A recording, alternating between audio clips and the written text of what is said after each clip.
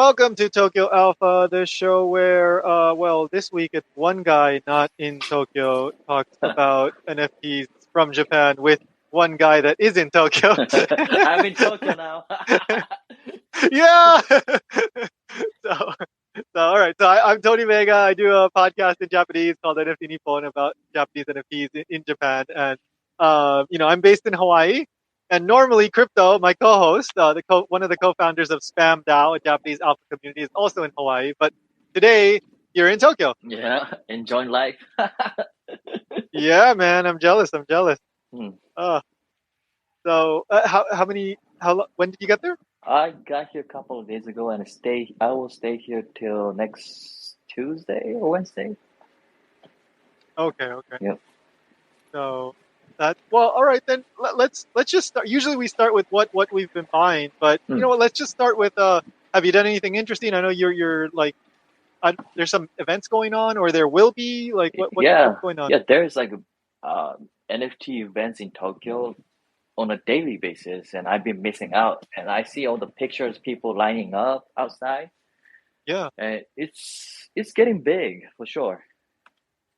Mm-hmm. Like I feel like non-NFT players are just joining the party just for fun.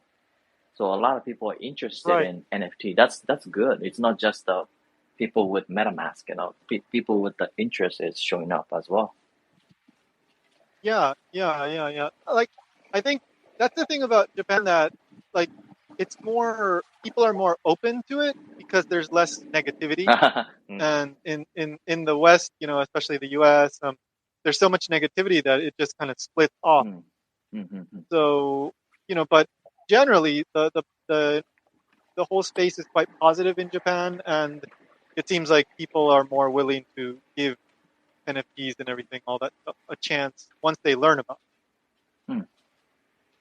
So that's been my general impression. I've seen a lot of, there's been NFT Art Tokyo, and then there's some galleries, I think like Knox, and recently there was like Crypto Art Week Asia that they did a couple weeks in Tokyo, over at the Tokyo Tower, I think.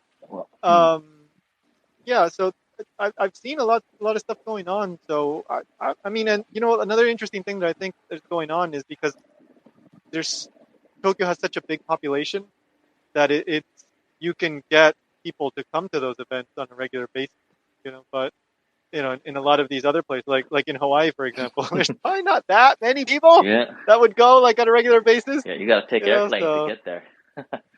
Yeah, exactly. But Tokyo, it's like, it's not just Tokyo, it's like all the prefectures around, and even like if you're in Osaka, like it's not that hard to get to Tokyo. So it seems like a really good place to be doing those events and getting people active in these various communities.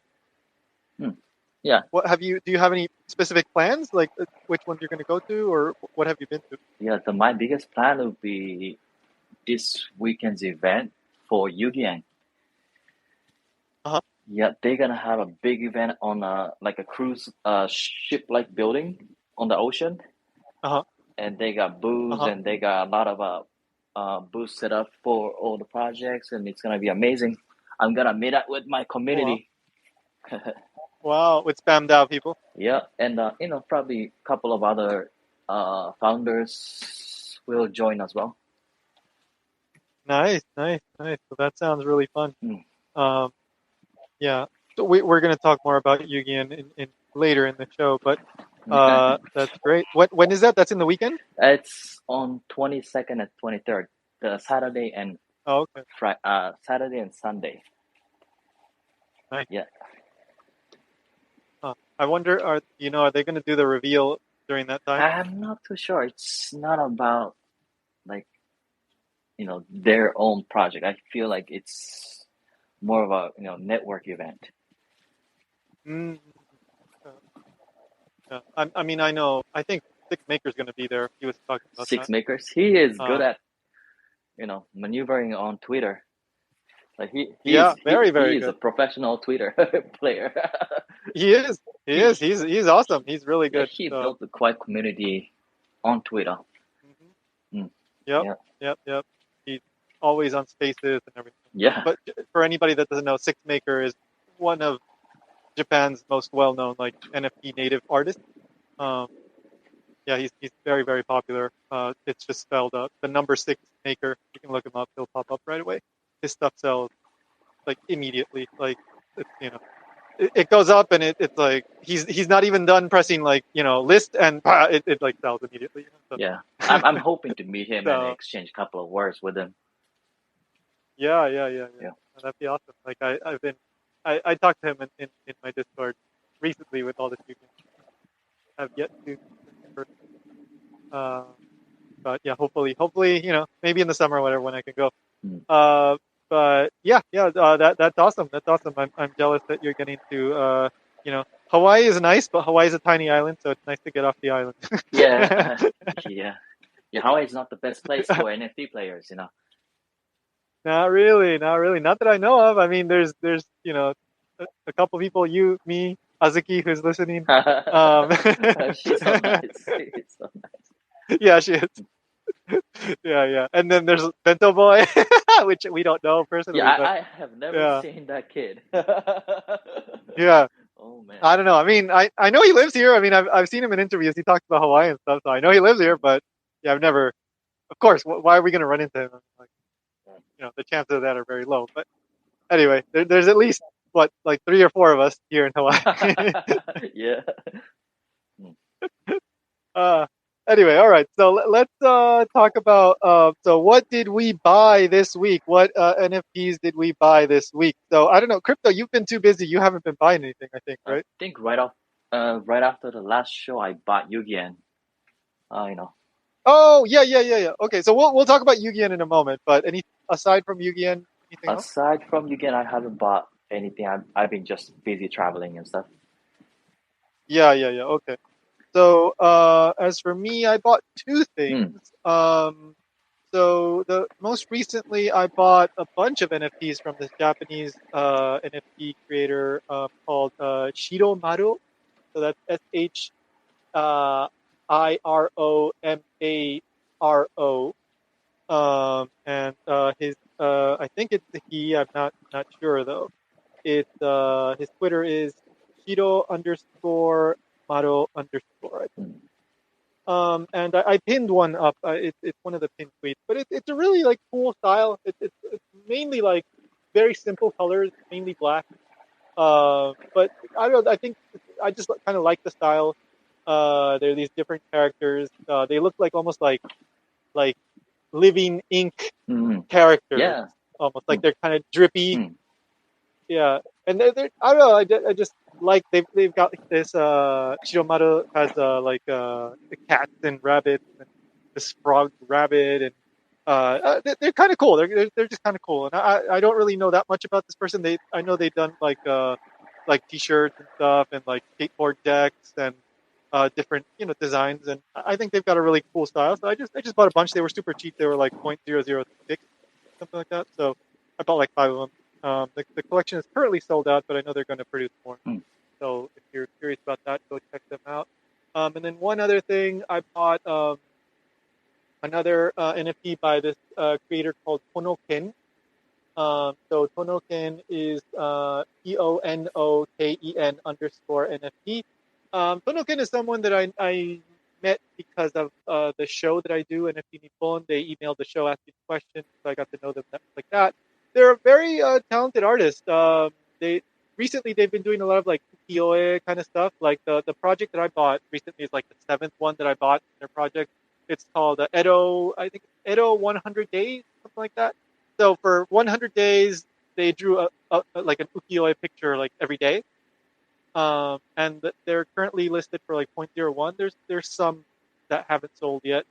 But if you look at Tonoken's stuff, like their website and their Instagram, you see that Tonoken does some really impressive work. So I would highly recommend checking out. So whatever Tonoken does next, I have talked to them. I have a general idea of what they might do next, but I don't know what they've finally decided.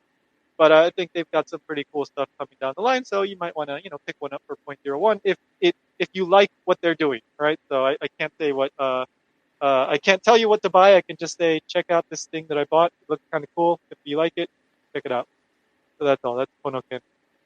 Let's get into what's been going on this past week in Japanese NFTs. I think the main story has been Yugi-En, which we talked about last week because it was about to mint, and then we talked about it in the first episode as well. So Yugi-En was super, super hyped project in Japan, and it was getting a lot of attention, and we were thinking it was going to probably do well. It was probably going to mint out really quickly. And that's exactly what happened. Yeah.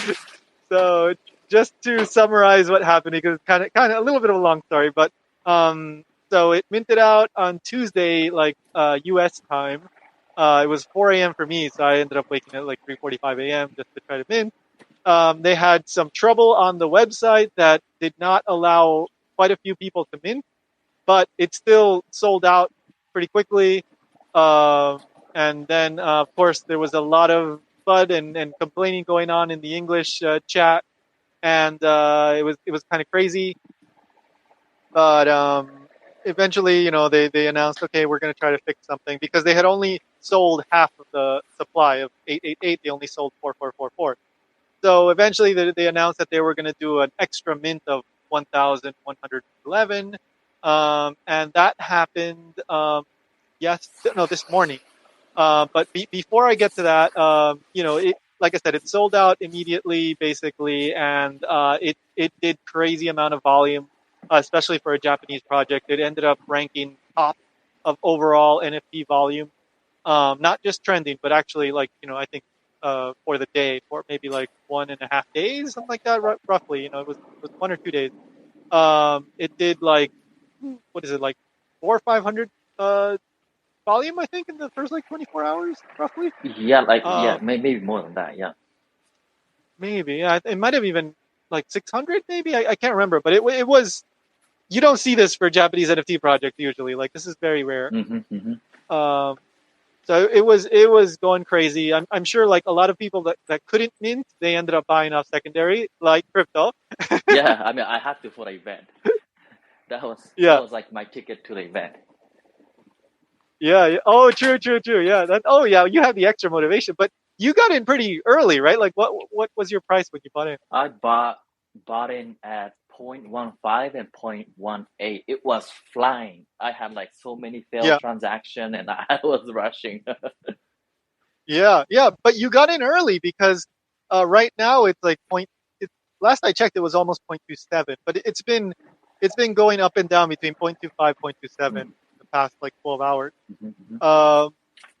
Yeah, so I mean, and I haven't seen it go below 0.2. I think people are buying at the 0.2 level.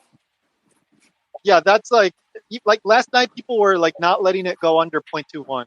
Like that was like the lowest it would go last night.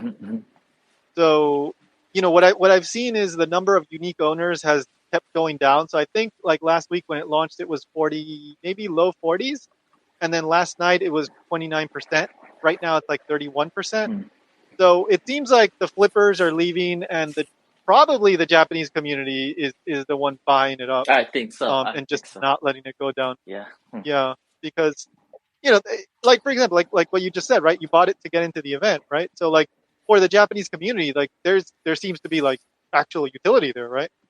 But for somebody that's not in Japan or not in Tokyo, it's like there's no concrete utility at this moment, right? So like you don't see it more than a flip. Like it's just a flip. That's all you see it as, right?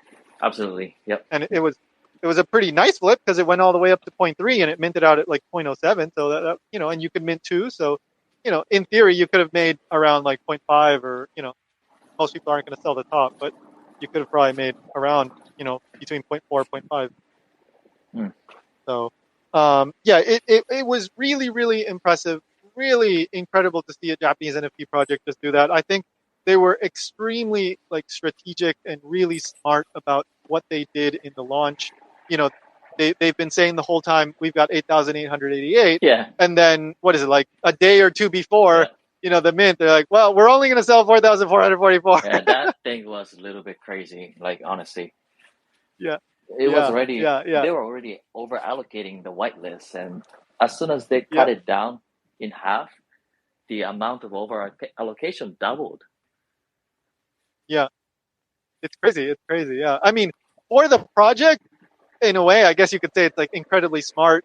Like they've done what most Japanese NFT projects or no NFT project has ever really done successfully, and they managed to attract the attention of the foreign market like on purpose from the beginning. Like that was what they wanted to do, and they did it very well. Well, And they managed to get a launch that was really, really like successful in terms of volume traded. And they managed to get the number one on the overall volume ranking, which is not easy. Now, I will say this though, like the past 2 weeks or so, volume for Ethereum has been absolutely horrible. Like the OpenSea daily volume has been like 10 million or under a lot of days.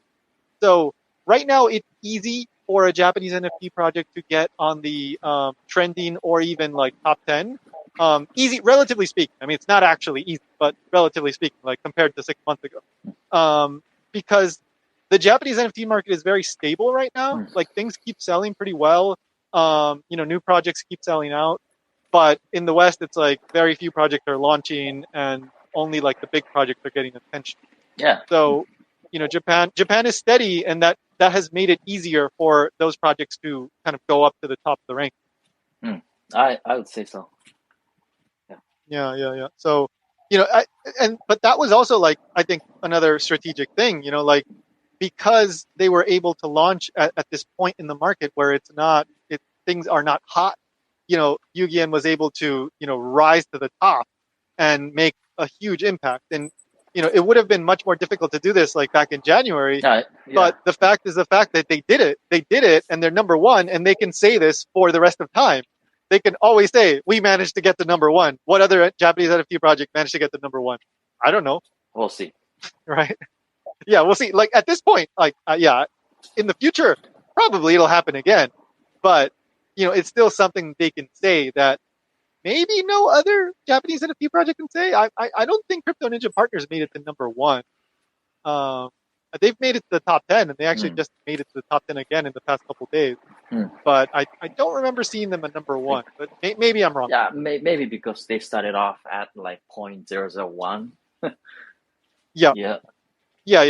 So it's harder to generate a lot of volume when you're really really cheap like that. But I mean, we'll briefly we'll talk about them in just a moment. But I do want to touch on the second mint. So what happened with Yugian then is because so many people were unable to mint, Yugian then said, okay, we're going to do a second mint, and we're only going to mint out 1,111 because the rest of the supply is going to be for sale at physical events. Last week, we both agreed, I think that's a good idea to try to do something different, sell at physical events. It's kind of cool, different idea. I like that. But so 1,111 go to this second mint, and, me and Crypto and Azuki, who's listening, I think, none of us were able to mint the first time. So, they're like, okay, we're going to have a chance to mint one, at least one. The max mint was one. So this morning, again, I wake up at 3:45. And then I, open the website, whatever, and I connect, and I'm waiting. And then, 4 a.m. comes around for me, and I'm trying to mint, doesn't let me mint. I'm like, oh no, not again. It's like deja vu, no. But I'm seeing like very slowly, like the NFTs are minting. It was like, 5, 10, 25, and then it gets up to 45 and then it just stops. And then I'm seeing in the announcements, oh, there's some trouble, but they know what it is. They can fix it. So please wait, maybe 30 minutes. And then I think it was like 5 a.m. for me. They restart the mint, and 900, was it 991? So I guess 950 just sell out immediately. Just like maybe less than 1 minute. I don't know. But I was not able to mint. I don't think Azuki was able to mint either. You were not. You were sleeping. Yeah, right? You had a good night out, and you were kind of you were out cold, I think. Yeah, I was one too many drink. Yeah, it's like I DM'd you. It's like, oh my god, I was sleeping. Yeah, and I go ahead. No, I just had the feeling like so many people are waiting with the gas adjusted and everything. And I'm like, Yeah. I don't want to participate in this for like a little bit of money. I'd rather get some sleep, Yeah. Yeah, no, I see. That's how I am normally, but I thought like, okay, maybe there's 990. Maybe there's a chance I could get one. Like I don't like to get into gas wars. I never do that. It's like, yeah, I'll probably end up losing. That's how I see it. So, it's like I'll just give it a shot, and I didn't even get to give it a shot. I didn't even get a failed transaction. I Like, just was gone. that's like hard to believe. Like with the guy like you with so much experience. Yeah. Can't even mint. That's like, Yeah. what? How did that happen? How did the rest of the people mint this? Like all the I mean, supplies. I'll admit it. I was probably like 30 seconds late or 40 seconds late because I was in a chat and I was talking to somebody. But I was not like 5 minutes late. I was like within a minute, I think. And when I looked, I was like, oh crap, God, like, is this for real? Like, is this a glitch? And like, no, it's real. Yeah. Yeah. So, I mean, look, like that, obviously they were saying from the beginning, like, not everybody's going to be able to mint. Now, we don't know how much it was over allocated, but obviously it was over allocated quite a bit. 5,000%, I believe. Like, I think they were going for 500%, right? And as soon as they cut it down, that's crazy. Cut down the supply in half, like 2 days prior to the midday. I think it was improvised. I think they just came up with the crazy idea and they just went for it. Yeah. I mean, look, I like for somebody that was not able to mint, it sucked. I was like, hey, I wanted one. I wanted to get in. I had a whitelist. You have these expectations and you want to get in. But I do understand from their perspective. It's a bear market. Blah blah blah. You have to be take that extra precaution, et cetera, et cetera. And but it seems like it was a lot of over allocation. I mean, yeah, it was a lot of over allocation, and a lot of people lost interest and lost fun in this like we hate spending time in this community because of that. Like, because all we see is like criticism by Japanese people. They send like a long ass message saying, "Oh, you should have done this." Oh, really? I didn't know that. Yeah, they don't send a dick picture or anything. They just send a long ass like criticism. Yeah. Oh, that's sad. That's unfortunate. I mean, I think the project's gonna do fine. Like I'm seeing people just keep buying. So I mean, there's a limit to that, but it seems like the floor is holding strong, and I still like Monet and Rock, and I like their vision and all that. They're awesome people from what I've seen. I really love them. I just don't like reading angry messages. Yeah, no, I know, same. That's why, like, any mint, I almost never check the chat during any mint because, like, it almost always is, there's like a lot of negativity. Yeah, I understand. Like, I read management's messages saying, "Oh, we were expecting this and we were ready for this." Like, "Oh, I knew we were over allocating it and we were gonna experience some kind of FUD." But the way they handle it was really questionable. Yeah. Like, I mean, it seems like, at least, I don't know, like, because they never said like how much it was over allocated. At least I don't know. I didn't see it. The meta is about 300% to 500%. Yeah. But regardless of how much over allocation they implemented, they shouldn't have announced to cut down the supply in half 2 days before launch day. Yeah. I'm like, if we knew the supply was gonna be 4,444, like, we wouldn't have been interested. Yeah. Like, if they like announced it like a month before, like, I understand that's a new strategy, let's go for it. But the 2 days before is just not fair for everybody. Yeah, it was a very sudden change, and like it's really tough because, like, in terms of for the project, like for the short term benefit that they got, it's been huge, right? Like I suspect that they would not have gotten that much volume if they would have minted out 8,888. Hey, I understand. Yeah. I mean, but for for the people that wanted to mint, it's painful, right? Very painful. Very painful. Yeah. And like, sadly, I know that there are probably a lot of people that they spent a lot of time in the community and now they were not able to mint. And so, some people, of course, end up buying a secondary, but when it's 0.25 or something like that, that's a lot of money to put into something, like, I mean, it's not 10 ETH, but 0.25 is still a lot of money. So, it's quite a commitment. And so I mean, we'll see what happens, but so far, they've got the event coming up, and that seems to be really something exciting for the Japanese community. And so, I mean, we'll see what happens. But like, I don't plan to buy off secondary unless I see kind of like a very nice trading sort of opportunity. Like, there could be a chance, because I don't think the 1,111 have hit the market yet, because what people were minting were SBTs, and so I think they're going to get airdropped the NFT. I haven't seen the number of unique owners increase, so that tells me that the 1,111 haven't hit the market yet. Oh, I see. So the SBT doesn't count as that for that ratio. I think so. Yeah, because from what I saw in the announcement, it sounds like people were minting the SBTs and they're going to get an airdrop later of the NFT. Huh. So I suspect that there's so in the foreign market, normally what would happen is when 1,111 hit the market, the floor is going to go down. Yeah. Right? That's just how it is.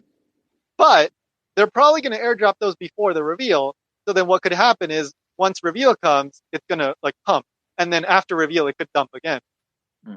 That is like the textbook case of what happens in the foreign market. But this is mainly the Japanese market. Bunch of collectors. And it doesn't always behave the same. Yeah. It may not dump. There's a very good chance that it'll just stay exactly the same, because the Japanese market is kind of intense like that. Like, they don't sell. They don't panic sell. So we'll see. I mean, I'm going to keep an eye on the floor. If it dips, I'll consider it. But like, in terms of a trade, I think there's just better opportunities at this point. I just like to focus on new artists and get it super cheap and just wait. I don't like the whole stressful trading kind of thing unless it's like a clear opportunity. And like, again, I like them, but for me, like, the metaverse thing just doesn't really speak to me. Like, I'm not going to be involved in that, so it's not like a long-term utility kind of hold for me. So it's like, I'm not super motivated to get it at 0.25 or 0.3 or whatever. Yeah. So we'll see. But I think that, success of Japanese NFT projects does generate attention from the global market. And that's great, because like, we both want more Japanese NFTs to be, for people to become interested in Japanese NFTs. And when you see a Japanese project rise to number one, it shows foreign traders like, oh, there's actually potential here. Like, maybe for trades or maybe for something longer term. But of course, first you have to attract people with the money, right? First you have to show them there's actually money to be made here. And I think between, Crypto Ninja Partners and Yugia, and I think, people are noticing that, there are some projects that can be very profitable. And then hopefully that gets more people interested in the larger space, not just, the short-term trade opportunity. So Yugia, we'll see. I'm definitely keeping an eye on it. Aside from that, there's been two other Japanese projects that have been doing quite well. As I've said already a couple times, Crypto Ninja Partners has been pumping again. I don't even know what it is right now. This is another example of a project that doesn't make any sense from a foreign perspective. Because it's 22,222 NFTs, right? That's huge. Yeah. And the unique owner is pretty low. It's like low 20s, I think. I'm trying to pull it up so I can get the floor right now. But it launched at 0.001, like maybe like 4 or 5 months ago. And then it pumped, and then it crashed down to like 0.2 something, and then it pumped to 0.9, and it was at 0.9 for like 2 weeks or 3 weeks, just accumulating there. It just would not go down to, like, it went down to like 0.8 something, but then it would go back up. It just would not go down. And now it is at 1.2 1.4. That's freaking ridiculous. For a 22,222 item project with only Japanese liquidity, that is pretty damn ridiculous. So that just goes to show how intense these holders are. They will not sell. Yeah, 22% unique ownership, which is quite low compared to the foreign market. So that just, I mean, it shows you like these people really are believers in the project, and they're not going to panic sell, even though like there's relatively so few people compared to the total supply. And this thing, like normally, like an NFT project will pump really hard and then it corrects, it goes back down. This one does not. Yeah. It's crazy. It's really crazy because it went up to 0.9 and it just stayed there for like 2 weeks. Now it's at like 1.4. Yesterday it was like 1.3. Like normally I would say this is going to go down, but every time like I've been wrong. It doesn't go down. It just stays there. Power of the believers. It's so crazy. Yeah. They really believe in the community and Ike-san and what they're doing, and that's cool. I mean, man, but geez, like for me, it's like I'd be out of this project so fast because it's like take profits when you can. Exactly. Because we've both been kind of traumatized by the foreign market, but sometimes, man, the Japanese market just, it does not work by the same rules. It's funny. So I think they have a new character coming out, so there's going to be like an exchange mechanic. I think, they're going to like burn some of the old ones and then bring in the new characters. So I think that's why it's one of the reasons why it's pumping. And Ike-san and the team, they've been really good about just always having some new event, whether it's a new collection whitelist thing or new character switch out, some new announcement.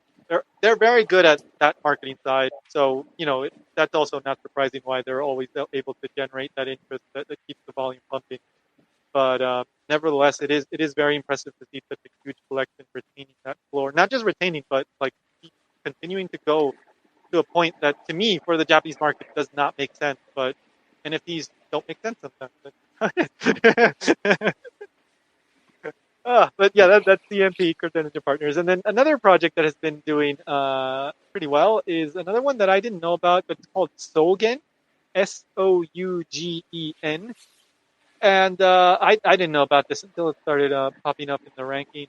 And it's some kind of like metaverse 3D avatar project. I don't really know who's doing it, but I was just doing a little bit of research. The website is super fancy. Kind of takes a little while to load because of all the like graphics and everything. But they actually have some kind of metaverse ready. I just took a quick look. I actually played it a little bit, just walked around, jumped around. They're doing something there. I don't know like what the plan is, but there's something there. Like they actually have something that you can actually move around in and do stuff in. Awesome. And that's great. I mean, most of these projects is like, yeah, we're doing metaverse next year, 2 years, 3, like what is it? What the BAYC one? Other side, like we're doing a metaverse. These things are worth like $10,000. We're not going to tell you when it's ready. Yeah. But yeah, of course that's Yuga Labs. I mean, of they course can that's do going to whatever they retain like. value. But yeah. But I mean, like even Sandbox, it's like how long has that been? Like 2-3 years or something? Like, and still we don't know like when that's really going to be done. Decentraland, that's been even longer, and it's like when's that going to be done? Like I don't know. Is that ever going to be done? I don't know. 5 years. That's what I heard. Yeah, 5 years, right? That's okay. All right, 5 years. So you got to diamond hand that shit for 5 years. See you in 5 years. I mean, see you in 5 years. Yeah. We'll all be rich in 5 years, right? We're all going to make it in 5 years. So yeah, the Sougen Genesis collection, that's the Avatar collection. That thing has done like 440 something in volume, I think. The floor is like 0.05 ish last I checked. So not like super expensive. It's only a little bit above floor. I think above mint price. Mint price is like 0.03 something. So it's not a huge pump, but at least it's over mint price, and it did do like 400 something in volume, which is pretty damn good for a Japanese project. And then they also have a second collection, which is the Sougen Builder Pioneer Path. Oh, what? So this gives you some sort of like extra perk for building and like extra features in their like metaverse building platform and like custom URLs. And so this is a small collection. I only saw like 100 something, but the floor is like 0.25 ish. So I don't know if you're serious about building something in the Sougen metaverse, I guess there's the perk there, but yeah, I don't know. I'm not interested in building metaverse at this point. So not for me. But maybe if you like what they're doing, again, I don't know who is behind this project. Yeah, I mean, I just saw it pop up. yeah, a lot of projects don't have enough liquidity to build their own metaverse. So I don't know Yeah, how they're getting money for it, honestly. yeah. Like that's the thing, right? Like the whole metaverse land model is, I think, something that is probably going to be changing. I don't know. I don't know exactly what Sougen is doing with the land because I didn't see a land sale, so maybe it's not like that. But it's like you buy this land and then the speculators buy the land. They're not going to build on the land. They're just buying it because they think the price is going to go up. So then you end up with an empty metaverse like Decentraland. And then it's like, so if you have a mostly empty metaverse, then how do you get people to come in? So, I mean, I think that was kind of one of the nice things about Yu-Gi-Oh! That it wasn't just like a land sale. They're actually building something and they're going to be like the people like controlling everything. So, I mean, maybe some people don't like that, but I think like that can be a good approach because it's like, if they're building the entertainment that's going to get people to come in, if it's good entertainment, good reasons, then people will come in. But if nobody's building anything, who's going to come in, right? So it's tricky. It's tricky, and that's why like what's that game called? Fortnite. They're very good at building those events and live concerts and all that stuff. So the users are already there and they're going to participate in that as well. But if you just have an empty metaverse, like is that really the way to go? I don't know. We'll see in 5 years, right? Yeah. But anyway, so again, at least like I like that it's not just one of these like things like, yeah, we're gonna do it in 5 years. Like they actually have something up, these Sougen people. So that's a nice change. Yeah. If you're interested, go check them out. You can go on the website and it's right there. It just says click it and you're right in, and then you can connect your wallet. I assume if you connect your wallet and you have one of these avatars, you probably use the avatar. Otherwise, you're just in one of the free like default ones. I was just running around, jumping around. I didn't really do anything, but it was nice. Like I was in my browser, just jumping around, doing something. At least I could do something. Yeah, that's better than nothing. Yeah. Exactly. Yeah. I mean, it does inspire confidence. Like, okay, if before launch they actually have something, like they actually, it's a good sign. Yeah. Now, I don't know. Are they going to have enough funding to keep it going? Who knows? That's the question that everybody's asking. Yeah, I mean, but there you go. Better than just empty words on the white papers. Oh, we gotta make an animation. Yeah. We gotta make manga. We gotta make games. We gotta make metaverse. Like, where the money come from? How much did you raise? Yeah. Like, oh, you have only $500,000 in the vault, and how you gonna make animation that cost you $2 million? Where the rest of the money come? Let me know. Like, yeah. Yeah. So I mean, that's so many projects are like that. But when you actually have somebody that's done it before, or that they actually have a platform that's working, that's cool. That's cool. That's a step forward. I mean, I think the space is getting more and more competitive, right? Like, I mean, you still have the degen plays. Yeah. But I think it's harder to sell out. Like, it's getting more competitive with a big product. Like, you need more credentials. Like, you like. Yeah, the project has to be backed by a really strong Web2 company with a strong founder. Otherwise, like all the project with the high school kids or college kids working, working on their laptop in their bedroom and stuff, like that's not gonna fly no more. That's only for the Yuga Lab. But nowadays, the corporate has to involve, all the professional has to involve. Otherwise, there's no credentials. Nobody wants to invest money in there. Yeah. That's the thing. Like there's a difference between like a kind of like, well, there's of course the pure degen thing. Then there's like the degen, like almost like community kind of project. That's possible. You can do something with that, like either like a DAO community or like alpha kind of community. For the little That's ones. different because you don't need $70 million to build that. Yeah. Like that's okay. Like you don't need to be like ex Google or whatever. That's okay. You can do that. But if you're promising, we're going to build the next metaverse, and, if you're promising, like you said, like an anime or whatever, you're going to be next Marvel, you're going to be next Star Wars, you're going to be next Disney. You need that much credibility to build that IP. If you're building it from the scratch, you need all that credentials. Otherwise, people are not going to be like, hey, I made this character, it's really cute, it's going to be next Disney. Okay, let me keep dreaming. Yeah.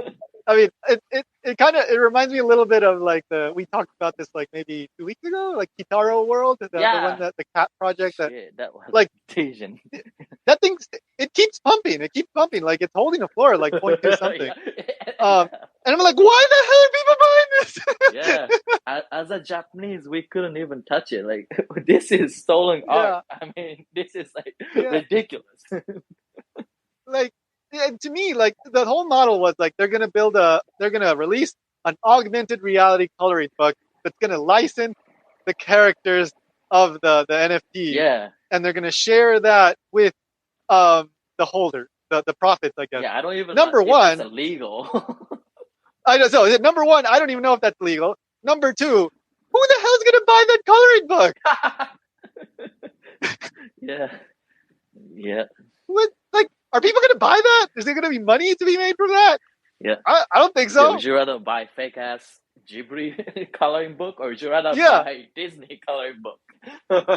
Yeah, or a Ghibli coloring book. You know, like an actual cat bust coloring book. Yeah. I like, it doesn't make sense to me. But I mean, I know that a lot of people are just in it for the short term trade, so it doesn't have to make sense. But my point is that like I don't see how that works long term. Yeah. So yeah, like I mean, I think that the message that we're trying to get across is like, before you buy anything, just kind of understand, like, are you in this for a short term trade, or do you really see like this is something that the team can actually build and do long term, right? Like, don't just believe what they tell you, because 99% of these projects are just saying something to get you to buy it. Yeah, empty promises. That's the reality. Yeah, copy and paste the white paper. Yeah, yeah, exactly. Like you just copy the BAYC roadmap and you just replace the noun, right? Like, we're gonna airdrop you mutants. No, we're gonna airdrop you like princesses. You know, it's like, you know, just switch out the noun. Yeah. That's how most of these are. Yeah. Yeah, that's why we need more credentials, right?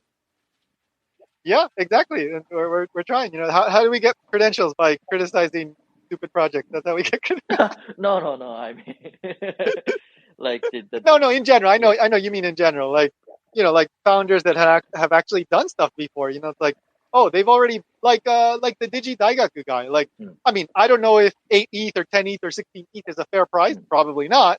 But the Digi Daigaku guy has already done like free to play games. He did that for like 10, 15 years and built like super successful company and made millions and millions of dollars. And he's shown that he can do that. So I'm more willing to believe him than the Pixelmon person. Yeah, I can't believe we fall for that. Yeah, well, I didn't buy it, so I didn't fall for it. But, you know, a lot of the NFT space fell for the Pixelmon guy. Yeah. But anyway, sorry, we went in on, we didn't talk about, you know, what's coming up. But yeah, anyway, crypto has been kind of busy traveling, and but we just mainly wanted to focus on Yu-Gi-Oh! This week because it's been such a big news story for at least the Japanese NFT. So just aside from that, you know, I am working on, I'm helping out with John Smith on Chain. It's a Japanese NFT project. Yes. One guy doing it completely by himself, completely on chain. Pretty cool art. It's a whole spy theme thing. So we're helping. I'm trying to help get the word out. If you're interested, you know, there's a pinned tweet there. And let's see. I know there's quite a few people that already have whitelist in here because they're from Spam DAO. Yeah. So let's see. I don't know. Somebody, if you don't have whitelist, leave a comment in the John Smith on chain tweet that I have pinned, and I'll pick somebody. Leave a comment in that tweet that I have pinned for John Smith on chain. Okay? コメントしてください。もしホワイトリストにならなかったら。誰か一人選びます。